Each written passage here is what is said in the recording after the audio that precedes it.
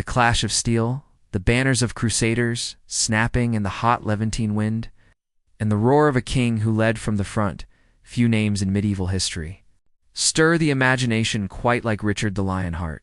Born into power, shaped by rebellion, and remembered as one of history's most formidable warrior kings, Richard the First of England lived a life of fire and glory.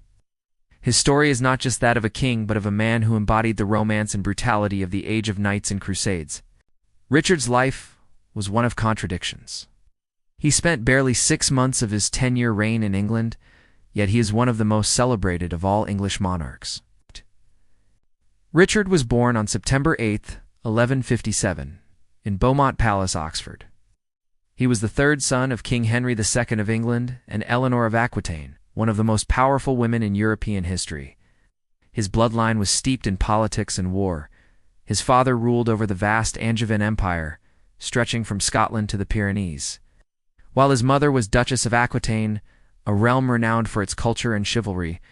From his earliest days, Richard was caught between parental ambition and family conflict.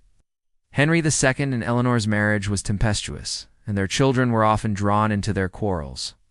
Richard, unlike his elder brother Henry the young king, was not expected to inherit England, but instead was raised to rule his mother's territories in Aquitaine.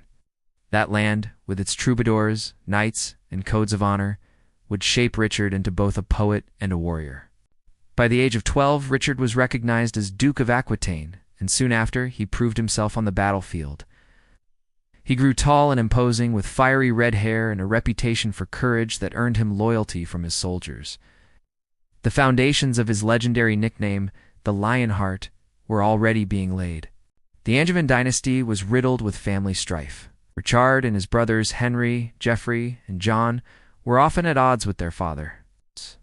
In 1173, Richard joined a massive rebellion against Henry II.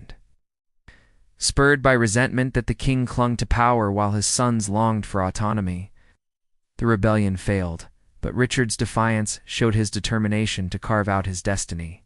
Though forced to submit, Richard was forgiven and restored to his lands. Yet tensions simmered for years. Eleanor of Aquitaine openly supported her sons against Henry II, leading to her imprisonment. Richard, caught between loyalty to his mother and the need for reconciliation with his father, became increasingly hardened by the constant conflict. In the 1180s, Richard proved himself one of the finest commanders in Christendom. He crushed rebellious nobles in Aquitaine with ruthless efficiency, sometimes ordering entire castles razed. Though brutal, his skill in siege warfare and open battle became legendary. Richard fought not just with strategy, but with personal valor. He was known to charge at the front lines, inspiring his men by example. By the late 1180s, tragedy reshaped the line of succession. His elder brothers, Henry and Geoffrey, died, leaving Richard the heir to the Angevin Empire. Tensions with his father remained. Richard, ambitious and impatient, allied with King Philip II of France, Henry's greatest rival. Together they forced Henry II into a corner. Broken in health and spirit, Henry II died in 1189, leaving Richard as King of England. But Richard had little interest in England. To him, the crown was a means to an end, funding and legitimizing his true passion, the Crusade. The fall of Jerusalem to Saladin in 1187 had shocked Christendom, and Richard burned with the desire to reclaim it. Within months of becoming king, he was preparing for the journey that would define his legacy. Richard raised enormous sums by selling offices, titles, and lands. "I would sell London if I could find a buyer," he reportedly joked. Departed for the Holy Land in 1190 alongside Philip II of France. Their relationship was fraught, as both were kings with egos as sharp as their swords. On the way, Richard stopped in Sicily, where he tangled with local politics, and in Cyprus, where he defeated its ruler, Isaac Komnenos, and claimed the island for the Crusaders. These episodes revealed Richard's mix of military brilliance and opportunism. By the time he reached the Holy Land, his reputation as a formidable crusader had already spread. The Third Crusade became the great stage of Richard's life. He faced Saladin, the brilliant Muslim leader who had united Egypt and Syria and recaptured Jerusalem. Though the two never met in person, their rivalry became the stuff of legend, marked by mutual respect. Richard won several stunning victories, including the Battle of Arsuf in 1191, where his disciplined leadership and fearless presence crushed Saladin's forces. His military genius shone brightest in his handling of logistics, fortifications, and the morale of his troops. Yet Jerusalem remained elusive. Richard advanced close, but knew he could not hold the city against counterattacks. Instead, he negotiated with Saladin, securing Christian access to holy sites, but leaving Jerusalem under Muslim control. Though many saw this as a failure, Richard's decision reflected realism rather than defeat. In 1192, Richard began his return to Europe. Fate intervened. Shipwrecked near Venice, he attempted to travel in disguise through hostile territory. Captured by Duke Leopold of Austria, whom Richard had insulted during the Crusade, he was handed over to Emperor Henry VI. Richard spent over a year imprisoned. While England struggled under his absence and the scheming of his brother John, his ransom was astronomical, draining England's coffers. But the people paid willingly, a testament to their admiration. Released in 1194, Richard returned to England briefly before embarking on campaigns in France. Defending his Angevin lands against Philip II, Richard spent the last years of his life in near-constant war.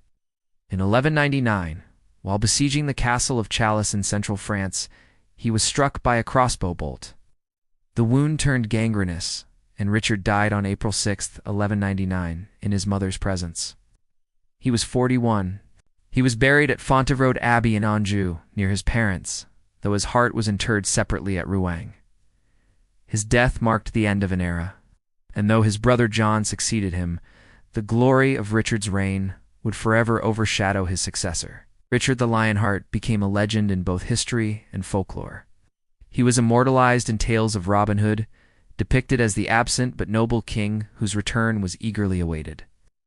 In truth, Richard's reign left England financially strained, and his absence fostered instability. But his image as the chivalric warrior king endured.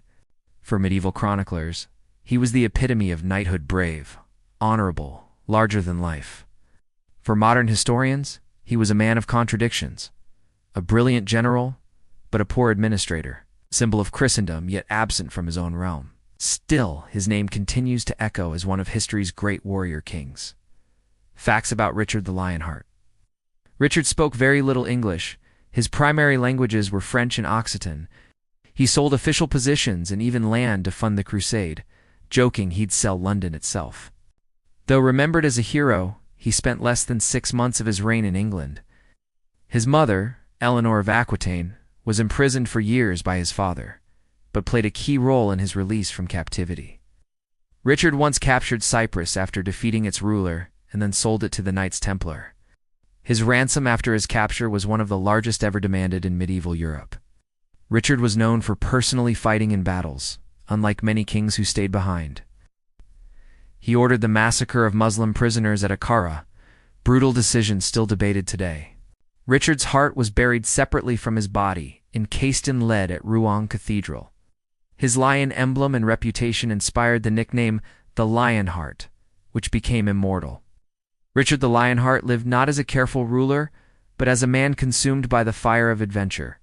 He chased glory across continents, waged war with unmatched courage, and forged a legend that outlived him by centuries. He may not have been the ideal king for his people, but he became the ideal knight for the ages. His story reminds us that greatness is not always measured in years of governance or peaceful legacies, but sometimes in the intensity of a life lived with passion, bravery, and an unyielding heart. The Lionheart beat strong in his age, and it continues to echo across history, forever roaring in the memory of humankind.